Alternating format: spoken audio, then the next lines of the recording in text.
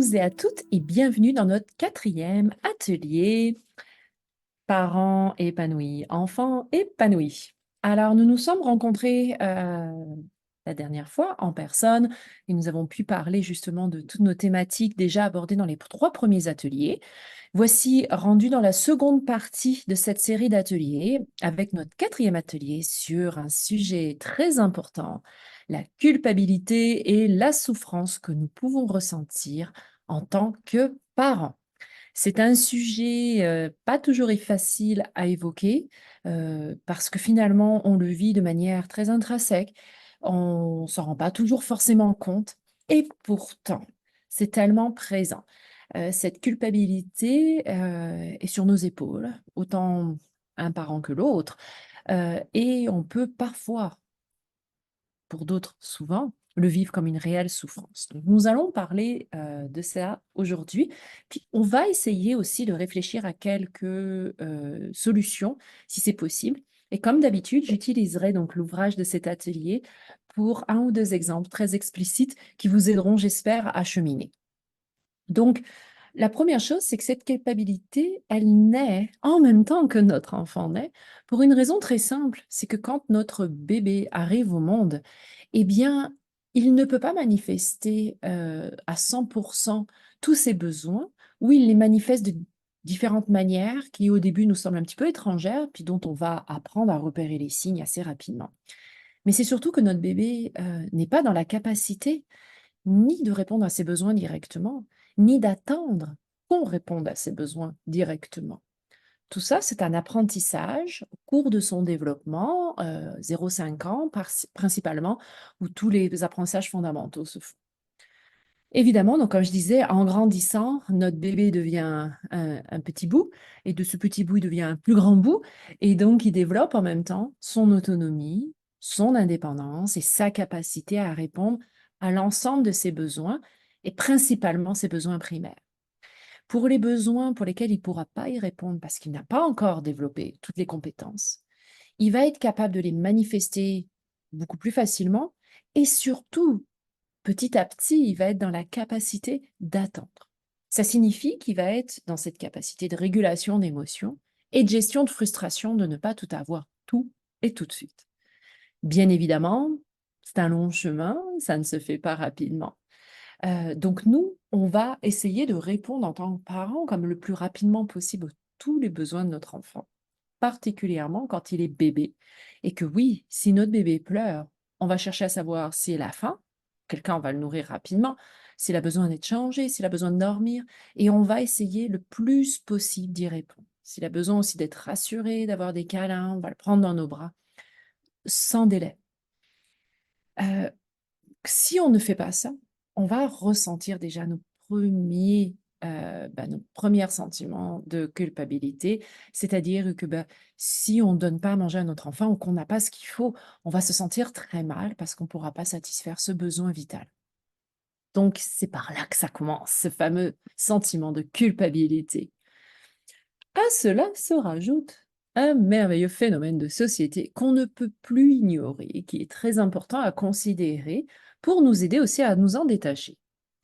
Alors, beaucoup de parents vont se sentir vraiment coupables parce que ils ont vraiment l'impression, puis parfois à juste titre, qu'ils sont les seules personnes capables finalement de répondre aux besoins de leur enfant et qui sont capables aussi de les accompagner dans leur développement global. Et puis, beaucoup de parents aussi ont une exigence très forte envers eux-mêmes, vraiment très forte. S'ils ne font pas ça au cours de la petite enfance de l'enfant, il y a comme quelque chose dans la tête qui va se dire que l'enfant, ça va pas aller. Il va pas réussir. Il va pas être heureux. Il va pas être ci, il va pas être ça. Donc, c'est vraiment très important de considérer que parfois, on met des exigences qui sont beaucoup trop élevées par rapport à nous-mêmes et que du coup, parce que on a ces exigences-là, on peut se sentir comme inapte ou incompétent dans ce qu'on est en train de faire.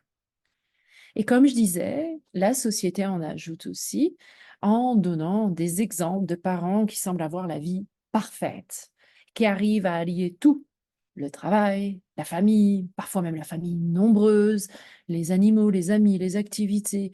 les voyages, etc., et que tout a l'air de se goupiller facilement, que tout semble parfait et que c'est souvent mis en avant par les réseaux sociaux, les reportages ou n'importe quoi qui est ouvert au public et qui laisse présager qu'ils ont une vie extraordinaire, paradisiaque. Ce n'est que la face visible de l'iceberg. On gratte un peu, gratte le vernis du tableau, on va risque de découvrir quelque chose de très différent, qu'on cache. Donc il faut considérer que la société veut que tout soit parfait, donc on aura une tendance des fois à démontrer que tout est parfait alors que ça ne l'est pas. Et ce qui ne l'est pas n'est pas une faille, mais au contraire, bien au contraire, c'est une force. C'est une force d'amélioration, c'est une force pour pouvoir chercher justement des stratégies.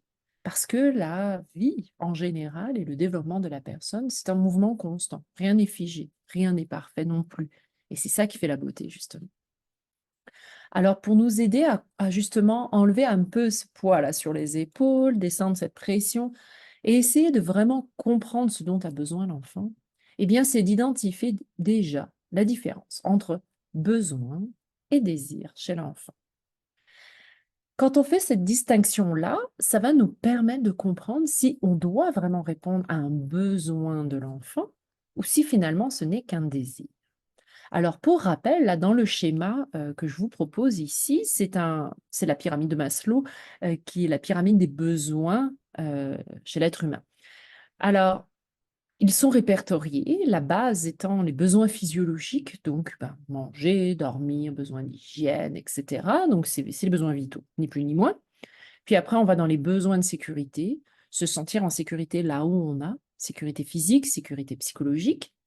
Puis le besoin d'appartenance, appartenir à une famille, appartenir à un groupe d'amis, ça réassure, ça fait du bien, on se sent accompli. Puis après, le besoin d'estime, lorsqu'on est reconnu par notre entourage, par nos pairs, etc. Et enfin, le besoin de réalisation de soi ou d'accomplissement, où on se sent finalement au top du top du top. Donc, comme vous voyez, on part d'une base très large à un sommet tout petit, beaucoup plus difficile à atteindre. Mais le plus important, ce sont souvent les 3 premiers socles, qui constituent le bien-être de la personne. Et les parents répondent pardon, à ces socles-là, voire même, je dirais, le 4e socle avec le besoin d'estime de soi, ça fait partie de nos devoirs de parents d'essayer de combler ces besoins-là. Donc ça, c'est un rappel de qu'est-ce que c'est véritablement les besoins. Je vais vous lire un petit passage, du livre, assez court, qui réexplique un petit peu l'histoire du besoin et des désirs. Donc reprenons maintenant notre énoncé original concernant un conflit entre les besoins. Chaque fois que j'entends dire qu'un enfant a besoin de quelque chose, je me demande, est-ce un besoin ou un désir? Il n'est pas toujours facile de distinguer entre les deux. L'enfant éprouve plusieurs besoins véritables, qu'on peut satisfaire et qui devraient être comblés. Quant à ses désirs, il s'agit d'un puits sans fond. Par exemple, il désire dormir avec ses parents. Il a besoin de dormir dans son propre lit. À Noël, il désire tous les jouets présentés à la télé, mais il n'a besoin que d'un ou deux jouets. Alors, ce paragraphe propose une excellente distinction entre ces deux concepts-là. D'un côté, le besoin, donc dormir tout simplement dans son lit, c'est un besoin physiologique, le besoin de dormir. Le besoin d'avoir un ou deux cadeaux, c'est un besoin d'estime de soi, aussi de sécurité psychologique et un petit peu d'appartenance. Ça comble des besoins dans notre pyramide de Maslow. Le désir d'en avoir de trop, le désir de dormir avec ses parents, ne relève aucunement de besoin. Donc, à partir du moment où on arrive à faire cette distinction-là, si on refuse que notre enfant dorme avec nous, la culpabilité peut s'en aller en identifiant que c'est un désir et non un besoin. Il n'a pas besoin de dormir avec nous. Des exceptions peuvent se faire. Un enfant qui a été très malade et qui a besoin d'être réassuré psychologiquement parce qu'il a eu peur. On est dans le besoin de sécurité. À ce moment-là, effectivement, on peut trouver un aménagement, de mettre son lit avec nous, etc., juste pour l'assurer que ça va aller s'il a eu peut-être des symptômes graves durant la nuit et qu'il a peur de dormir à nouveau. C'est différent, là on cible un besoin. Mais quand c'est un désir que l'enfant va très bien, il veut juste aller dormir avec ses parents, là, on relève du désir.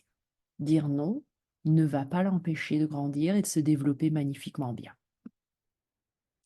Alors, on a tout un tas de solutions à réfléchir, bien sûr, pour arriver à s'assurer que notre enfant va aller bien et que surtout nous, on va faire tomber cette pression tellement forte et cette grande culpabilité. Alors, pour essayer de se libérer de cette culpabilité, c'est tout simplement des fois de ne pas accéder à la demande de notre enfant parce qu'on aura identifié que c'est un désir et non un besoin.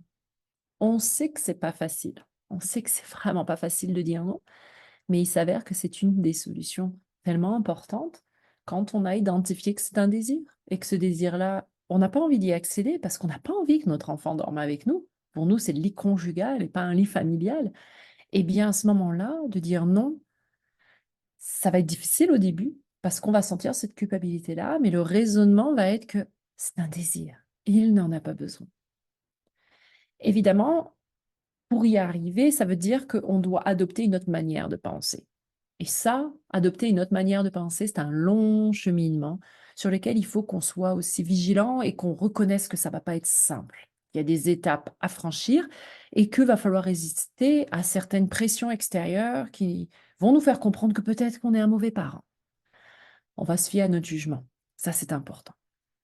Alors, un autre petit extrait qui va vous aider à comprendre aussi par rapport à comment agir par rapport à notre enfant lorsqu'il est dans le désir et non pas forcément dans le besoin.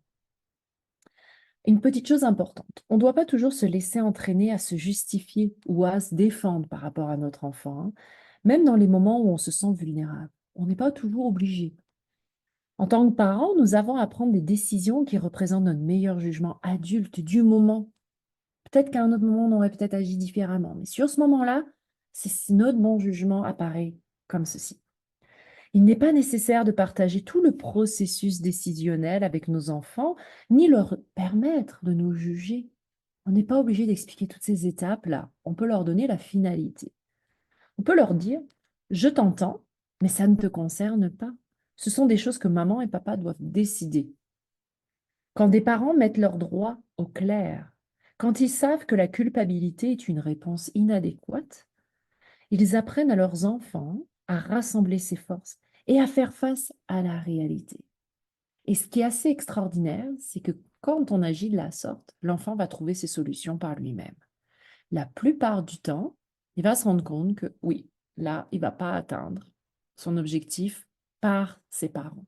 Il va devoir trouver par lui-même des solutions, adaptées ou pas, mais au moins il va les chercher.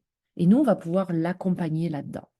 Donc, c'est comme si on l'aidait à grandir avec un pas de géant. C'est c'est une de nos missions en tant que parents. C'est ça aussi notre rôle. Alors, je vous ai mis une référence très importante, mais comme vous allez voir, ça s'appelle Maman pour la vie. Donc, c'est un site qui est très répertorié pour les mamans.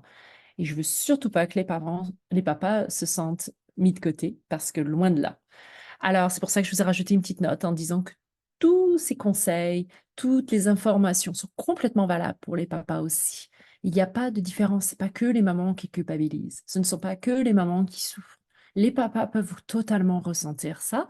Évidemment, ça se manifeste toujours différemment. Homme, femme, c'est pas le même fonctionnement. Donc, on va pas tout mélanger et faire quelque chose de très global. Mais le sentiment de culpabilité peut être ressenti par les papas. Donc, c'est pas seulement les mamans qui vont ressentir ça, c'est aussi les papas. Donc, j'espère que les papas vont se sentir concernés avec cet atelier-là. Et si vous allez lire cet article-là qui est intéressant, eh bien, vous allez penser à le mettre au masculin aussi et intégrer les papas à l'intérieur de cet article-là.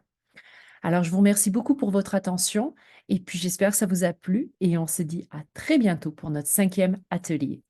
Au revoir et à bientôt.